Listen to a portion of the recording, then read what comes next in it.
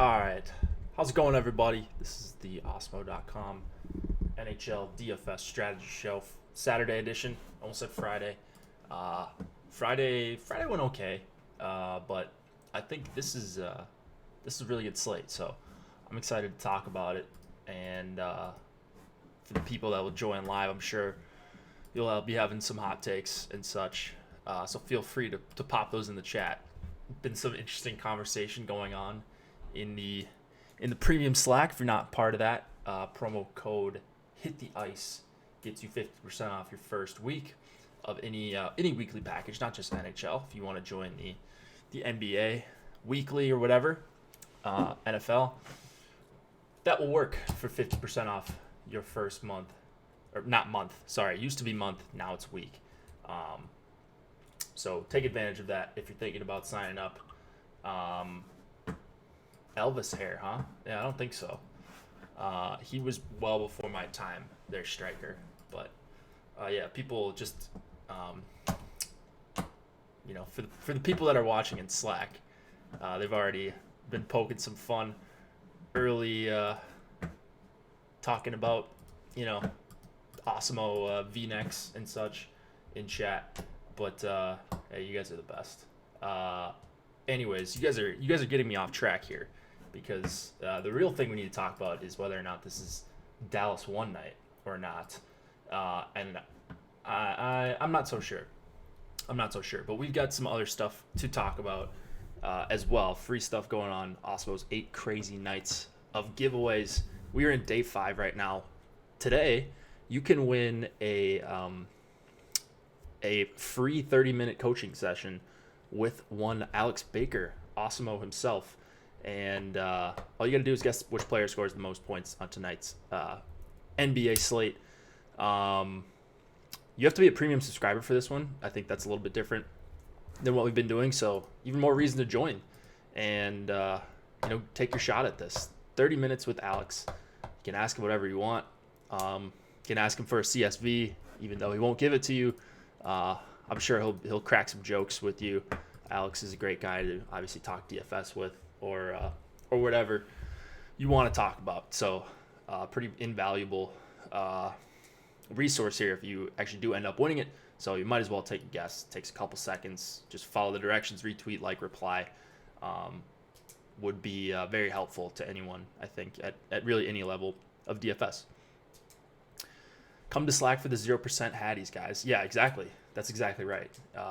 And if you're not a premium member yet, if you want to throw us a like, or even if you are a premium member, that would be very much appreciated, because that does help us with the YouTube algorithms. I don't exactly know what it does, but I just know it is very good for us. So that's why we ask. So feel free. God, more people talking in Slack. I can't keep up with you guys in there. So we'll talk about actual hockey in just a minute here. We're going to talk about top stacks. Well, this is free today, so check this out. A lot will change between now and then. Now in NFL Lock, I'm pretty pumped to play NFL. Last big slate on the year, and we've got a nice early slate. We've got a nice afternoon slate, and then the main slate's 15 games with a lot of news. So what I'm going to do is not be grinding news, and I'm just going to do what the projections and the ownership projections and the top stack tool says to do. And that's basically my NFL process. I've been about a break-even player besides one lucky bink on Showdown, actually. I actually really love playing those Showdown slates, even before I had the big lucky win. But yeah, the NFL tools are great. I love the top stack tool. We love it for MLB. And if you like it for MLB, or you wanted to see what it's kind of about, we've got it for NFL as well. So it's free today. Check that out, and you might as well. Yahoo Daily Fantasy Sports is the sponsor, as always. Tomorrow, they're rolling out the 150K baller, 15K to first. Nice flatter payout structure than you're going to see on a lot of other sites. You're paying about 75% in management fees compared to what you pay. So that's going to be good for your long-term ROI. 150 max, if you wish. But I think this is a tournament you can compete with, one lineup, 20 lineups, depending on where your bankroll's at. I've been struggling. I haven't been cashing on Yahoo lately, but I think overall it's been pretty good. So I'm excited about continuing to play on Yahoo. Thank you for sponsoring us. As always, go help them out if you are a fan of the show, because they help us out quite a bit and help us continue to do this content for free. NHL contests today, they've got the $12 once again, 2 max. So if you're not an MME person, this should be, well, it should always be the first place you start your NHL contest entering for the day. But especially if you don't play a ton of money, or you don't like doing MME, because they've got some smaller tournaments but still good prizes. If you grind these for the duration of the year, you're going to do better on average than what you would on DraftKings or FanDuel. Okay. Keyword Elvis hair. Yeah, I'll see if we can get that promo code approved. Boom. Yeah, exactly. Join Osmo, where you can bank and buy all the V-necks you could ever want. That's right. A lot of V-necks. I think, we do have a shop, and I actually need to get some Osmo swag. We got some nice new, and they're probably below like your screen on YouTube right now. We got some cool new t-shirts and sweatshirts and all that. So click on that below if you want to check those out. I got to get me some of those. I think I could probably get hooked up, right? You'd think. Yeah, we never really talk about the merchandise, but we do have a store. So if you guys want to check that out, buy your own Osmo V-neck or whatever, check that out. Last night, let's see. Let's go to the Spinorama first. Circling the Drain ended up winning. No, I don't know how much NHL Circling the Drain plays. Maybe it's a lot, but I see her circling the drain. I see this person up near the top of the leaderboard every once in a while. Maybe plays MLB, but either way, really good lineup here. Triple D he played on his tournament winning lineup. So a nice 3-3-2, very unconventional. Schenn, Schwartz, Pietrangelo. You've got the power play 1 correlation there. Tavares, Nylander, Tyson Barrie, power play correlation there. Nichas and Hamilton. I don't think Nichas was on the top power play, but either way, cheap skater, 2,600. And Dougie did Dougie things. He didn't have a great game, but 16.1 wasn't going to hurt him. The 30 from Pietrangelo, certainly not going to hurt. And then Robin Lehner, once again, like this guy puts up 30 points, it seems like, every other game. So just a good lineup. Didn't really have a dud in his lineup, and that's usually enough to compete in these big tournaments. Line stacks weren't phenomenal last night. Full line stacks, they didn't do terrible. Like, you could certainly compete with full line stacks, but if you had a little bit of an unconventional lineup, like you saw circling the drain there, you were doing all right if you had the right guys. Grimraldi night? Is it Grimraldi or Grimaldi? I can't even. Is there another R in there? Grimaldi? I don't know. Doesn't matter. But man, you guys are talking about some terrible players in chat right now. So I'd rather talk about like good players. Marty Firk. There you go. Marty Firk. Grimaldi. Okay. So I've been saying it wrong. Rocco. Firk is a sniper. Yeah, I heard he made some noise last night. Shout out to Josh Harris. He always used to mention Marty Firk on his shows back in the day. So I was telling him that last night. Carolina 2 with them last night. Good enough for 13th in the end. Nice. That's awesome. Anytime you can place up there, that's... you just keep giving yourself a chance to compete. Let's quick look at the $10 Easton CT 58. Schenn, Schwartz, Pietrangelo, Tavares, Nylander, Tyson Barrie. So this is kind of the same lineup as circling the drain. It was just three players away. So instead of Nichas, Hamilton, or I guess 2 players away. Instead of Nichas and Hamilton, it was Kreider and Lindholm. And he scored even more points, 205. Didn't know if he would end up hanging on, but I saw this user up near the top. I had one that was, within contention if Yossi did something special at the end. But another really good lineup, single bullet. Congrats, always cool when that happens to someone near the top. It can be done. I don't necessarily recommend putting single bullets in a tournament like this time after time after time, unless you're just going for the big hit. But really nice job there. Always cool when someone especially clears it by 6, almost 7 points here. So great job there. Always like to recap what I did, whether it's good or bad. Last night got 5th place, but only profited a little bit, $217 out of $1,500 in entry fees. Cash 35. It wasn't special, but need a little bit more from Yossi had a 0 in my lineup. Yossi only 8 points. I guess there was a huge scrum at the end of that game, and he played a ton of minutes at the end, but just didn't end up getting there.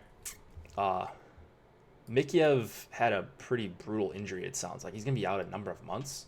I guess there was just like a ton of blood on the ice, and he had surgery last night. I guess he's fine, but yeah, not going to be playing hockey for a while. But yeah, that's just a side note. That doesn't really have anything to do with DFS. But he did put up 14.5 points, and Toronto 2, I guess you would call it, was pretty good last night in terms of full line stacks. Tonight, what do we got? 9 games. It's a good one. Let's start with Rangers and Leafs. 2.7 implied total for the Rangers, 3.8 for the Leafs. Alexander Georgiev against Freddie Anderson. For the Leafs, we're expecting it's not going to be Lundqvist. He went last night. So, as always, on Saturdays especially, because there's a lot of teams playing on back-to-backs, just a disclaimer, always be paying attention to late news. Sometimes you have guys with nagging injuries. I think Vegas is a team to keep your eye on, which is really frustrating tonight because they're playing as one of the later lock times per usual. But it sounds like there's some nagging injuries on players we don't necessarily know who they are on. So maybe we get some clarity before lock. The 7 Eastern games are easy if you're going to be around at 6:30 Eastern. But if you're not, maybe not a night you want to play MME. You want to focus on a couple lineups where you could switch maybe on your phone or whatever. But check back in because I think, not just the Leafs, but there's going to be a bunch of teams tonight where you might see some changes. Okay. Tavares, Marner, and Hyman went back together as a trio last night after Mikheyev was hurt. And so we saw Matthews with Nylander and Kapanen. So familiar lines. I think it's a pretty fair guess to say that's what they're going to be, or they're going to at least start off as. And I think this is probably a spot where the Leafs roll over the Rangers pretty good in terms of like outshooting them. Maybe Georgiev can save the day and score 40 DK points with the bonus and allow 1 or 2 goals. I suppose it's possible. And he's probably a guy you should consider really in all formats because he's just going to see a ton of volume and the risk of him getting pulled isn't that large because Lundqvist played last night and all that. So certainly some merit to playing both sides or playing a stack with him. I prefer the Zibanejad line. I know Buchnevich did us dirty last night with the goose egg. That's going to happen. I don't think he got benched. As far as I know, I think I checked on this morning. I don't think he moved down. I think he just wasn't in on the goals and didn't really do much. So Strome, Panarin, Fost is your second line. Not really a trio I'm that wild about tonight. I guess Strome is cheap. They're still going to play decent minutes. You get 2 guys on the top power play. But I think the Matthews, Nylander, Kapanen line has actually been pretty solid defensively so far this season. Tavares, Marner, and Hyman probably going to go up against Zibanejad, Kreider, and Buchnevich. I think that's a really good matchup for Tavares and Marner. I think any matchup against the Rangers is probably pretty good. They're so bad defensively. If you look at home road splits, they're even worse on the road. It's just like they're terrible. They're just really bad. And so Leafs power play stack, probably one of the best teams to consider power play stacking from night to night. Like if you don't know what to do with them, if you don't want to pick between the lines, take 3 out of the top 4 forwards, the guys that play on PP1, and you're probably going to capture a good amount of the goal scoring if they do put up a big number, which seems pretty likely here. 3.8 total. I think that's the second highest total on the slate. And then we've got the other elephant in the room with the Panthers that we'll talk about in a little bit. Leafs are certainly up there. We've got them up there in the ownership projections. Probably the highest, maybe the highest team in terms of total ownership between the skaters. They're going to be right up there with Florida, one way or the other. Defenseman here. If you're going to Rangers 1, maybe you want to throw in D'Angelo. I'm not too keen on D'Angelo tonight. I do like both Tyson Barrie and Morgan Riley a lot, though.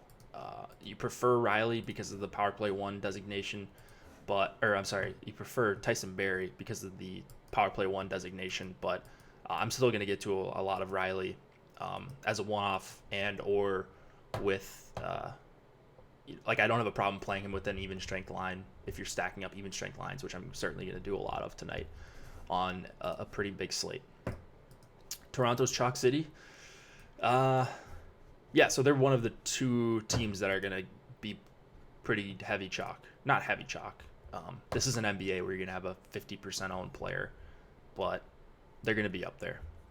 And I'm pretty comfortable with that. I think, on these bigger slates like this, the way I think of it is just if the lineup you put in, if you're hand building and it fits like a glove, maybe you want to make a couple changes. I'm not saying blow up your whole lineup because it fits nicely. And it's not always the case, but, like if you're putting in your lineup and it's like this with Tyson Barrie and you find a stack and you've got $100 left over or no dollars left over and it's a classic 4-3-1, maybe just pair them up with a line that maybe is a little bit off the beaten path. I'm trying, maybe don't pair up Toronto 1 with Florida 2 unless you're getting weird with your defenseman or something like that, because that kind of construction is just going to be duplicated. I'd like to be a little bit more different than that. And so if I am doing stuff like that, I do see one of my best lineups right now is actually a Florida line with a Toronto line, but I look at the defensemen and they're just guys that no one's going to play. And so, don't take the popular punt necessarily with 2 popular lines if you're stacking 3-3. Another chalk donkey Leafs night. Yeah. I don't think this is a chalk donkey play. I think it's good chalk on both accounts today. That's not to say there aren't other great spots that I might have more of, though. And so right now I have a lot of Leafs. Wouldn't say I'm making a major stand, and I do like the Tavares line a little bit better. But that's pretty much par for the course for me these days. Montreal, Tampa, 2.9 implied total for the Canadiens, 3.6 for the Lightning, Carey Price and Andrei Vasilevsky in net. And this might be a spot where you could get a little bit different, spend up a little bit more. Point Kucherov, Palat, and or the Tampa stack. Pretty big total for the Lightning here at 3.6. Carey Price has the ability to steal one here and kind of, limit the damage, I suppose. I actually like Tampa 1 a lot, and it's because of what ownership we're showing. And even if we put them at 7-8%, which, I still don't think is over-owned, I still am getting to a lot of them. So for once, it looks like I'm going to be, over the field on Tampa. I like the full stack, the top line or the second line if you're going to full stacks. I think either of them are viable here. Probably a little bit of a lean to the top line just because you get Point and Kucherov. Hedman at 6,600, mostly just an add-on for me if I'm stacking one of the top two lines. He's not Dougie or like Yossi. I think I put Burns back in that category. He's not like one of the cream of the crop guys, but I mean, never going to argue if you play $6,600 Hedman with, one of the top two lines where you're looking for the power play correlation. On the other side, so I think the matchups here are probably going to be Point, Kucherov, Palat against the Notes, Tatar, Gallagher, and that for a good amount of time. I don't think it's going to be a super hard match, but first of all, that's a good matchup for Point and Kucherov, and that's why I prefer them a little bit more. And their numbers are actually pretty sick at 5-on-5, which I didn't realize. Like, I knew they were good, but they're really up there. And the Notes, Tatar, Gallagher, I think they're allowing like 2.5 expected goals against per 60. So you can certainly get to them for how good they are offensively. They're not elite defensively. And so I like both sides of it. Just you're getting an elite Montreal one line at pretty low ownership. So I like that on these bigger slates especially. And I prefer Tampa 2 over Montreal 2 if I could just have one of them. I know the price gap is enormous, but I'm not too interested in Montreal 2 tonight. I like Petrie at 3,900 a ton. Probably going to be one of my highest exposed defensemen. He's one-offable. You can pair him with Montreal 1 as well, and I like doing that quite a bit. Other defensemen in this game, I don't really have any. Yeah, it'd probably just be Hedman or nothing on the Tampa side. I think Weber's a little bit more expensive than I would like at 6,400 tonight. Boom, we'll have all the Lightning. Just plug in 30% Yossi, and the rest will work itself out. I like where your head's at. I'm not in the Osmo contest yet. I'll join after the show. Don't you worry. And yes, Striker, I will pick out my best lineup just for you. Just for you, man. Let's move it on here. Because, actually, let's not. Because I think you're getting Tampa at too low ownership. Yes, Florida and Toronto are, like, the best spots tonight. But I don't think they're that much better than, like, the third and fourth and fifth best spots. And I think Tampa is one of those. If you just look at implied totals, they're up there for sure. You have to kind of choose between the lines or power play stack it, but they look good even if they're slightly worse values than Toronto and Florida. So just be aware of that if you're doing like single entry stuff, because Florida and Toronto are going to be even chalkier in those formats, very likely. Okay. Speaking of Florida, Red Wings, Panthers, 2.6 implied total for the Red Wings, 3.8 for the Panthers. Jimmy Howard expected to go against Chris Driedger. Florida 1 is chalk. I think they should be chalk. Florida 2 and Florida 3 are also getting ownership. I think they should all get ownership. I think the line that looks like it's going over-owned right now is actually the third line, Boyle, Vetrano, and Hoffman. I get why someone would go to there. You've got two high-volume shooters in Vetrano and Hoffman. You get a power play one guy. I think it's a little bit too good a value to be true, and you are paying a pretty good ownership tax on them. So I'm going to be pretty well below the field where we have Florida 3. Will Achari hat trick tonight? I don't think so.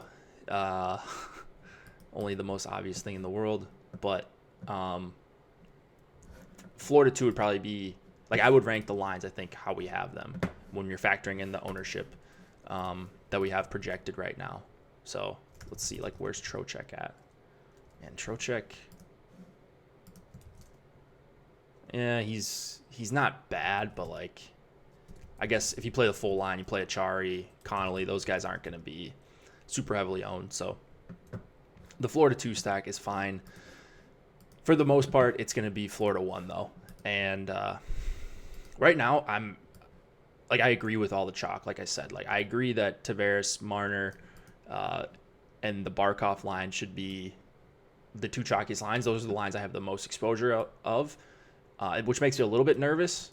But I also think those are two of the best spots, and my exposures are a lot flatter than what we have for ownership. So there's like 3 to 5 lines I have in double digits, and I'd rather balance it out. Like, I think all these spots are pretty similar, even if you're getting a little bit higher totals in 2 of the spots. Larkin, Bertuzzi, and Athanasiou, I believe, is actually supposed to be the top line. Nice. You got third in the $20 last night? That's awesome. Great job, Tyler. Maybe you had that STL1 that we saw in both the winning lineups in the 360 spin and the $10 as well. So, everyone's going to be focused on Florida here, and that makes sense. But I think there's a pretty good case to be made to play some Detroit as well, especially if these lineup sites are not going to update this. I'm pretty sure it is Athanasiou up on the top line. I saw that somewhere. Let me try to find this and make sure I'm not just making stuff up. Yeah, so Athanasiou is on the top line, so make that adjustment. Maybe it switches prior to skate, but they did skate yesterday, and that's what it was, according to the Red Wings account. And so I would pop Fabry off and put in Athanasiou. That looks like a pretty exciting top line. Probably going to be pretty bad defensively without Mantha. But Barkov, Huberdeau, Dadonov do give up quite a few chances defensively. I think all these lines, none of these lines for Florida are going to be good defensively.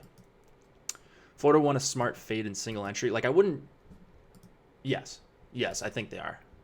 Short answer, longer answer would be, I wouldn't just outright say, all right, I'm just fading Florida 1 just for the sake of doing it. Because you can definitely make Florida 1, some of my best lineups are Florida 1 lineups. You can definitely make good Florida 1 lineups that are a little bit differentiated. So I wouldn't just outright fade them just for the sake of fading them. But if you do play them, just get a line that's going to go a little bit under the radar, or get a couple players that are going to go a little bit under owned. And I think using our ownership projections is a great way to do that. But yeah, I think in general, on a 9-game slate, a 20% owned line, you're probably okay fading that in the long term. Calgary 2 last night, Mangiapane at 0.3%. Yeah, Mangiapane, guy's not bad. If you're full line stacking, that was a line that if you ended up on, they were pretty good. I had a few Calgary 2 lineups, and that's the case for full line stacking. When the guys that you don't think are going to score end up scoring, and everyone else has the guys that get assists, you're just gaining an edge on the field for the people that didn't full stack. So it's not always going to work out like that, but sometimes it does. Florida's Ekblad and Weegar are out, and that's been one of the best pairings in terms of limiting defensemen, I believe. So a little bit of an upgrade to Larkin, Bertuzzi, and Athanasiou. So I will be firing up a bunch of them as well. And right now we don't have them at very high ownership. I think they might go ignored, but I think they're going to be able to generate a bunch of chances here. We've seen Larkin and Bertuzzi be solid, at least offensively, without Mantha. They're not going to be as good. But Athanasiou seems like he would fit in nicely. I like that they're loading up a line. These lines are probably going to get crushed, but that doesn't really matter. Who's taking Ekblad's role? Taking over Ekblad's role? Strawman. That looks like Matheson. $3K for Matheson. Probably increased time for him. I like that, actually. Let's go to the next game. Actually, Hronik would be your guy, but he's power play 1. That seems fairly obvious. Preds, Penguins, 2.9 implied total for the Predators, 3.1 for the Penguins. UC Saros expected to go against Matt Murray. Both Rene and Yari went last night. Another slate, another Pitt 1 conundrum. Well, not really. What do we do with Pitt 1, right? It's like the flow chart. If Pitt 1's on the slate, you play Pitt 1, I suppose. At least that's how I've been doing it. They grade out exceptionally well across the board. They're a little expensive, but with the soft pricing, like, they're still getting ownership, and I think they should. Like, they just look. First of all, the numbers are as good for Pitt 1 as you'll see on really any line that's got sustained minutes. So I just think they're amazing. They played Nashville last night on the road. They're in theory going to get better matchups tonight, at least. Like, they'll be able to get Malkin in the offensive zone faceoffs and stuff like that, whereas you're not able to as much do that and get the correct matchups when you're on the road, right? So yes, they are the second highest price line on DraftKings on the slate at 19.5. I like them better than Tampa 1, even though I like Tampa 1. I think if by the time we get to lock, if my highest exposed line is not on Toronto or Florida, I think Pittsburgh is a slam dunk to be that. So certainly going to be top 3. Yeah, they played last night, so they're doing the home and home. Pitt and Nashville. I'm assuming that's not a long flight. Both on the East Coast, right? So I'm not great with geography, but I do know that. Man, I thought I would be getting to some Duchesne, Forsberg, and Granlund, just because that's a line that has great numbers, and maybe I'll end up forcing some of them in, but organically, I'm not. It's hard to get to them, even at that price. Like, Pitt has been solid defensively. Not a team I love messing with. So, yeah, maybe we see another bench clearing brawl tonight. Who knows? Not really something I can account for. I'm playing Pitt 1, and I'm playing a lot of them. Once again, I just continue to keep riding this line. They haven't had the big blow-up performance recently. However, I think if you continue to post numbers like what they have in terms of generating offense, I think more often than not, or not more often than not, but you will hit on them. And they're not really going to kill you too. So if you're like a single entry and you shouldn't be a risk-averse player, but if you're looking for like min-cash equity, even though that's not something you should necessarily be looking for, it feels like Pitt 1 has not really killed us. Like, they play a ton of minutes. They play top power play. They're on home ice. They've got a total over 3. It's hard to imagine that they get left out unless it's just a 1-0 game and it's a Blandisi goal or whatever. But yeah, there's me swooning over Pitt 1 once again. I will continue to play them. That's just kind of my play style. And, like guys like really smart guys like Ben Raza, who I respect a ton. I respect his DFS game and just the way he talks about sports betting and all that stuff he says. I've heard a couple other pro players say this, just that when you believe in something or you believe in a player, or in this case a line, you need to double down on them, or something to that extent. Like, you just need to kind of be in on them for a while if the results aren't there, but you think the process is solid, and nothing's really changed with them, then you should continue to fire them up. And that's what I'm doing with Pitt 1. I love them. Once again, like I said, could possibly be my highest exposed line by time we get to lock. Is that me? Do I not have sleep mode on my computer? I do. Do you guys ever do that? You put sleep mode on and your computer's still making noises? Something must be wrong in my settings. Anyways, not getting to a lot of Nashville too, but if I do end up popping some in, it would be in the format of it would be the second line if I'm getting to any Nashville at all.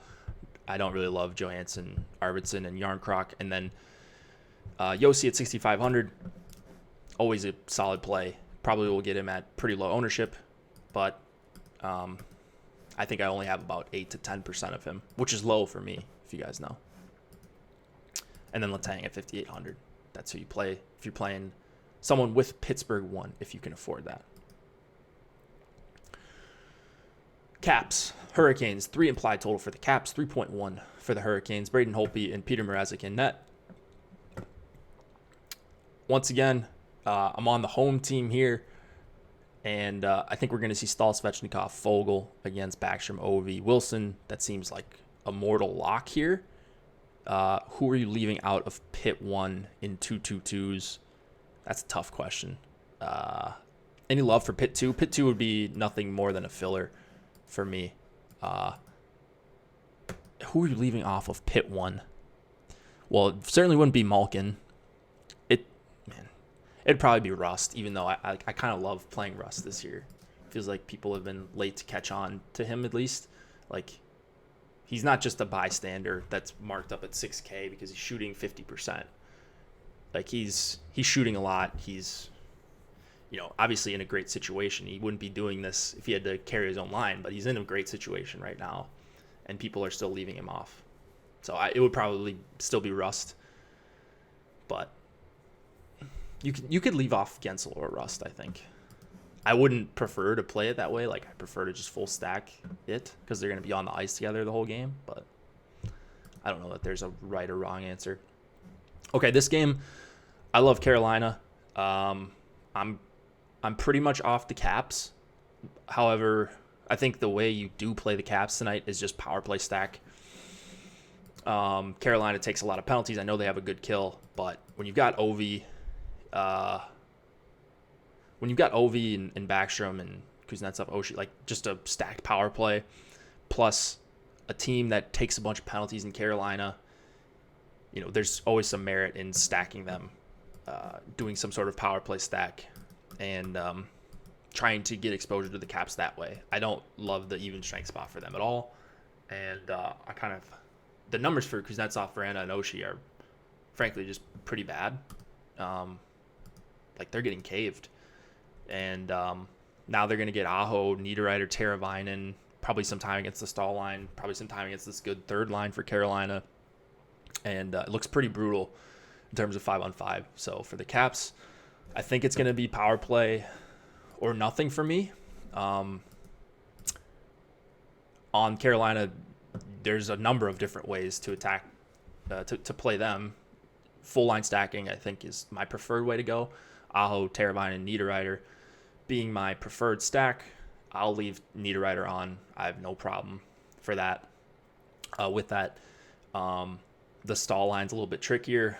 You could go just Aho, Teravainen, Svechnikov if you want to power play stack it, because actually Washington leads the league in time shorthanded. So power play stack definitely in play for Carolina as well. You've got 3 different even strength lines, plus a good stacked top power play, and Dougie Hamilton to go with that at 6,200. Dougie's going to be my highest exposed defenseman tonight, unless his ownership jumps way up and we do another update. I still think he's my favorite guy by a pretty good margin at 6,200. So I'm looking to have upwards of 30% Dougie. Maybe he gets up to 45, 50. I'm not even sure. But I just love the spot for him. He goes with all the lines. I mean, there's a correlation point on the power play to him on all the lines. Svechnikov, Aho, Teravainen, and Haula. Yeah. But if I had to pick one line to play here, or one way to attack Carolina, it would be Aho, Teravainen, Niederreiter. I really like what I see as far as ownership projections for that whole line. So I'm pumped to play some of them. I hope they go up against this Kuznetsov, Verana, Oshie line. I think they would pound them. And that is pretty much the matchup that I anticipate for them. So looks pretty great for Carolina 2, we'll call them. John Carlson at 6,700. Kind of the same thing as Yossi. Tough 5-on-5 spot. But if you're power play stacking, it's not impossible to fit him in. You know what I mean? Like, yeah, that's not optimal, but if you like a couple cheap lines and there are some, and the pricing soft. Other nights, I would just say, no, I'm probably not playing Carlson. But 6,700 in the context of this slate, it's not that difficult to fit in. Leave off Svechnikov? No, do not leave. Yeah, I wouldn't leave off Svechnikov. Makar is lock buttoned. Not for me. He's not lock buttoned for me. Let's get to that game. I like Slavin actually for 4K as well. So, yeah. Avs, Stars, Philip Grubauer, Ben Bishop in net, 2.6 implied total for the Avs, 2.9 for the Stars. Avs played last night and actually lost in Minnesota. Lost to Minnesota at home. Those Wild, man, they're hot right now. Can't really stop them. We get the big three back together for Dallas. However, they are wing on DraftKings. Some people will look at that and just say, yeah, I'm out on them, or I'll play two of them. I want to play all three of them if I'm playing them. So obviously you can't just do 3-3 stacks that way if you're on Fantasy Cruncher or whatever. But you can get double centers or do power play stacks on other teams if you're doing 3-3 still. So there are ways to attack it. I looked at their numbers. They're solid for the season. I usually look at numbers for lines that I don't remember if they're good at or not. Colorado one's numbers actually aren't eye-popping in terms of just generating high danger chances and scoring chances. Dallas ones actually I think are a little bit better, but they're just good. We just know this line's good. We know it's going to be difficult to fit them in just based on their positions on DraftKings. And so that makes it, I think, a smart way to try to figure it out, because I don't think it's a bad spot for them. McKinnon, Landeskog, Rantanen, not great defensively. And then neither is the Kadri line. Kadri, Burakovsky, Donskoy, not great defensively either. Faxa, Cogliano, Como, they've done a good job. I think they're under 8 high danger chances against per 60. Now, yeah, if they played against Colorado 1 for all their minutes, their numbers probably wouldn't look as good, but they have done a decent job of playing the shutdown role. And I think they're in for a pretty big workload tonight against McKinnon, Landeskog, and Rantanen. And hopefully that leaves Dallas 1 going up against Kadri. And so Dallas 1 is my favorite line here. It's probably them or nothing. Based on what I like to look at as far as just numbers that I think are important, I think Dallas when they're at home grades out as one of the worst matchups. So yeah, I don't even have Colorado 1 as, let's see, do we even have Colorado 1 as our highest? Yeah, Colorado 1 is probably a pass for me tonight. I can't guarantee I'm going to have 0 of them, but I think it's going to be closer to 0% than 5%, if that makes sense. I'll check right now. If the slate started right now, I would have 0% Colorado 1. And they're really low owned. So if you love Colorado 1, like some of the people in our Slack, I love Colorado 1 as well, but I don't think this is the spot for them. Bishop's been a stud. Yeah, Boom's probably pretty mad at me. Striker, I agree. Hiskinen at 4,800 is someone that I'll play, mostly with Dallas 1 stacks. But I think you can play him as a one-off too at 4,800, top pairing. Well, I guess technically the second pairing. This is probably the top pairing, Lindell and Klingberg. But yeah, Hiskinen's my preferred guy. Usually it's the power play 1 guy. And here that's really going to be no difference. Makar at 4,500. If you are playing Colorado 1, seems like the pretty obvious guy to go with. Maybe they get hot on the power play because Dallas is also up there as far as taking penalties. Yeah, there you go, Boom. I mean, this is your chance. If you love Colorado, you got me coming on here and saying, not the night for them. You're going to get them low owned. That's for sure. Dallas number 7 in time shorthanded this season. In terms of like time shorthanded per game, they're up there. They're in the top 5. So, I mean, weirder things have happened than Colorado 1 breaking the slate. I will say that. Kings Canucks 2.6 implied total for the Kings, 3.3 for the Canucks. I do not move ownership, not even close. That'll never be the case. Quick Markstrom. This one should be pretty quick. No pun intended.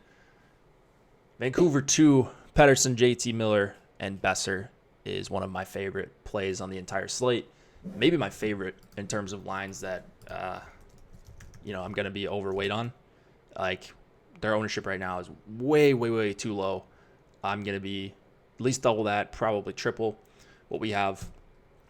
Talk about a line that's elite at 5-on-5. Good matchup. I know this Lizotte, Kempe, Wagner line has actually been solid. Saw Marty Ferk and the crew for LA3 do some work last night. I'm not buying it. I'm all over Vancouver here. You've got a road back-to-back for the Kings. Goaltending has been atrocious. Quick expected to go. Very possibly washed, if not washed already. You get full correlation for Vancouver too. I see like literally nothing wrong, like nothing I can even poke holes in. So I'll be just hammering Vancouver too. I think Vancouver is a team you should be looking very hard at power play stacking as well. There's a lot of merit in that because you look at the Kings and they are 3rd worst in terms of killing power plays just from a percentage standpoint. They take a bunch of penalties as well. Like, it looks so good for Vancouver too. This would be a line that if I was playing a single entry, I think might be actually one of my favorite plays in a single entry. They look amazing to me. And I like that they're priced up a little bit. Like, you're not getting a massive discount on them compared to some of these other lines that you might see. The pricing's soft, but it doesn't look as soft on them. So they're not a fantastic value, but they look great to me. You guys know I'm big fans of them. They've got everything I look for when I'm looking to play a DFS lineup.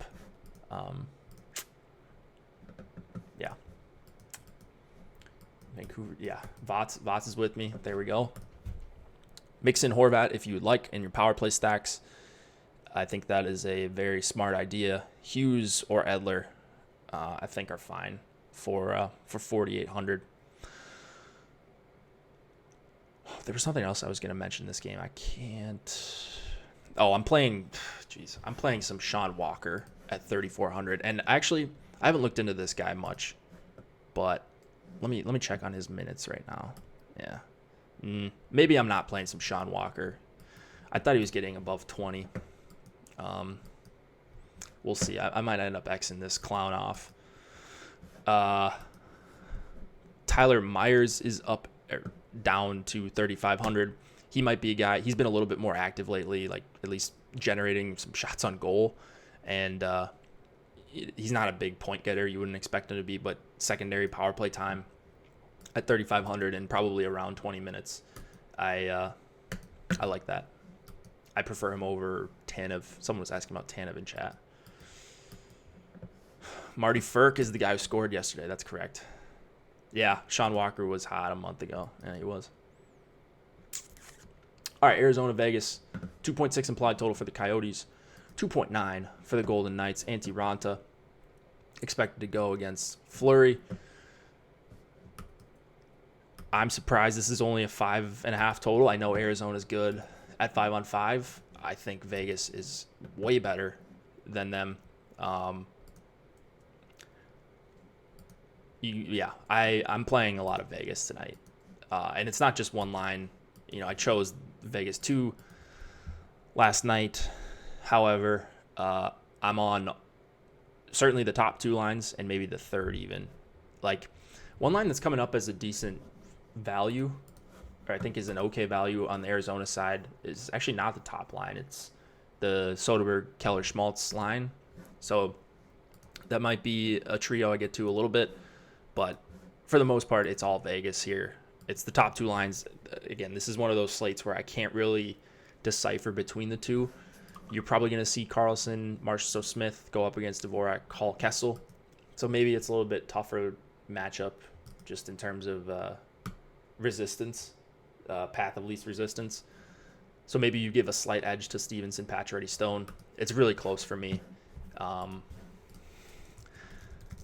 Stevenson, we project for almost no ownership. Like even if he's 2%, I still think you include him at 3,800 as a center, centering those two guys. Carlson, Marchessault Smith look incredibly underpriced. If you're using data from just this season, they actually might not be that great. Their rates aren't like top of the top. They haven't had a lot of slates where they've, busted out. But I think this has real potential to be one of those. The only issue with them is that while I love Vegas 1, they're like the same ownership right now as Vancouver 2. And I think I prefer Vancouver 2 just because there's only one line to choose from there. Let's see. I have, if the slate started right now, I would have more. I would have a little bit more Vegas 1. A little bit more Vegas 1. I mean, you're splitting hairs between these two. But just want to reiterate, I greatly, greatly prefer Vegas if I'm just choosing one side of this game. Though, as the issue usually is with Vegas, it's just hard to decipher between the lines because I think they've got one of the better third lines too. Stastny, Tuck, Cody Glass, if he's going to contribute. You've got a couple defensemen to choose from as well, and Theodore and Schmidt. And I guess if you wanted to take one of these min-salary guys, but for the most part, it's Theodore for me. They always switch up these power plays. It's almost to the point with Vegas where you can just play either defenseman with either unit, and you're probably going to be right half the time because who knows what they're going to do in game. Theodore and Schmidt are interchangeable for them. Like they're just constantly switching around. So I have no idea. Other than if things come down to it, I would want to play Theodore over Schmidt. That's just my preference. Okay, let's go to the last game of the night. Flyers, Sharks, Carter Hart, Marty Jones, and net 3.1 implied total for the Flyers, 2.9 for the Sharks. I'm usually on these home teams like this. I don't think this game is going to be one of those, though. Philly does not take a lot of penalties. They have a decent kill. Now, the Sharks do take a lot of penalties, but they have an elite kill so far this season. I think they're still number one. Yeah, they're still number one on the season, but 135 times shorthanded in 39 games. They're up there in terms of average time shorthanded. It's back-to-back for them. So there's not really a line that I love here, but I guess I like Philly 1.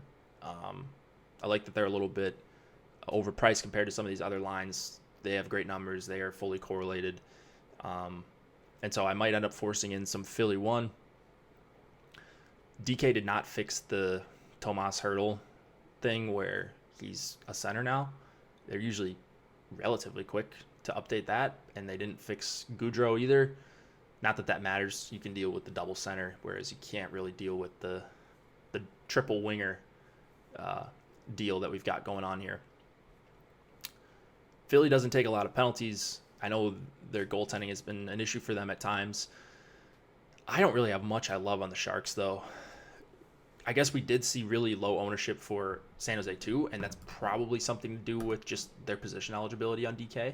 Like I'm pretty sure LeBanc and Hertl, or it was either Hertl or Meyer, were both under like 2%, whereas the third guy, was like 5%. And so that's also making me excited to play a little bit of Dallas. I think you can get overweight. Dallas won. I think you can get overweight on them pretty easily. But I don't love the spot for anything in this game. It's going to be a game that I don't have a lot of exposure to in the last game of the night.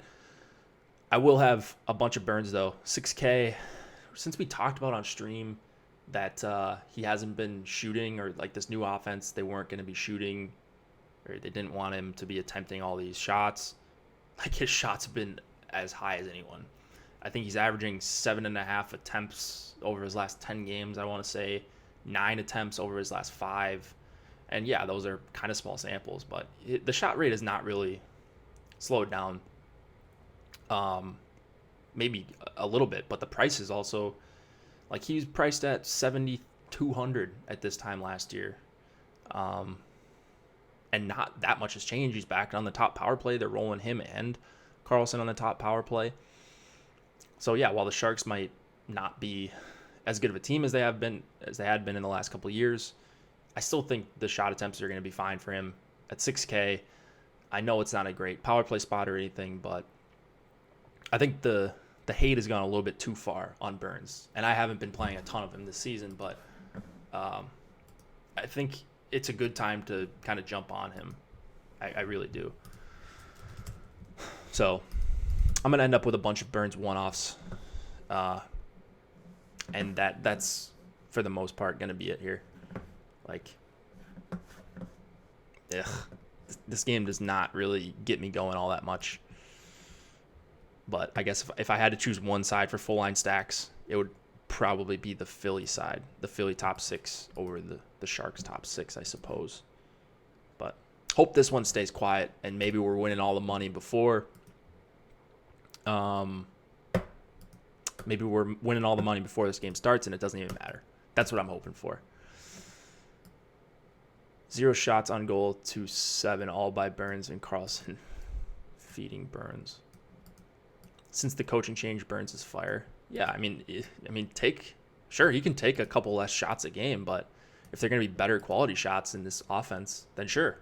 I mean, I'm all for that. I love volume, but some guys are Brent Seabrook, and they just shoot pucks into forwards, and that doesn't really do a lot. But I know Burns is not, obviously, Seabrook, but you want some quality in your large quantity of shots as well. Did I just drop another paywall nugget? I don't think so. But it is a good time to get behind the paywall. I think it always is. Promo code Hit the Ice, 50% off the first week of any weekly package. And if you guys could hit us with a like, that would be very helpful. For all the reasons I mentioned before, Osmo's top stack tool. I'm not signed in here. Oh yeah, I am. Osmo's NFL top stacks is free today, and yes, we still have the Hulos. We still have the Hulos. Boom.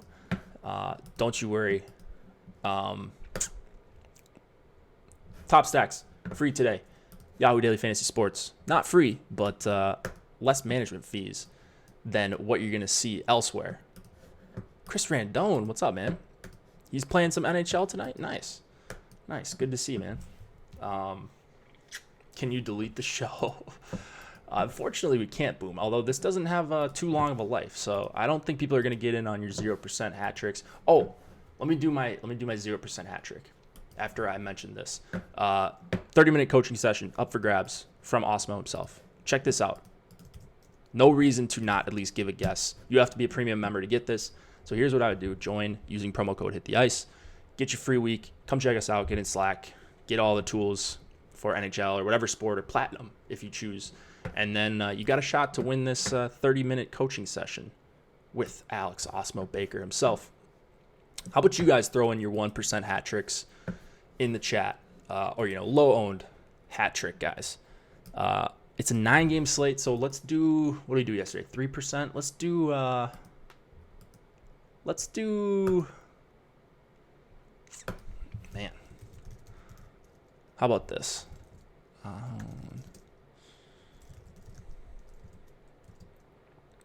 All right, let's do a 5% or less, and I'll give you a 4% guy. We've got him at 4% right now. Marlowe, that's a great one. I'll do Sebastian Aho. I'll take him for my hat trick. I took Chandler Stevenson yesterday, I'm pretty sure. But I'll take Aho.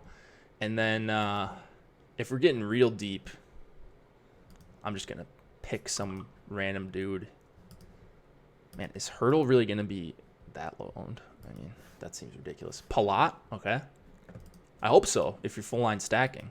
If you got Palat and then you get all the Kucherov and point assists, maybe. Yeah. I like Aho a lot. Did you do any goalie tactics today?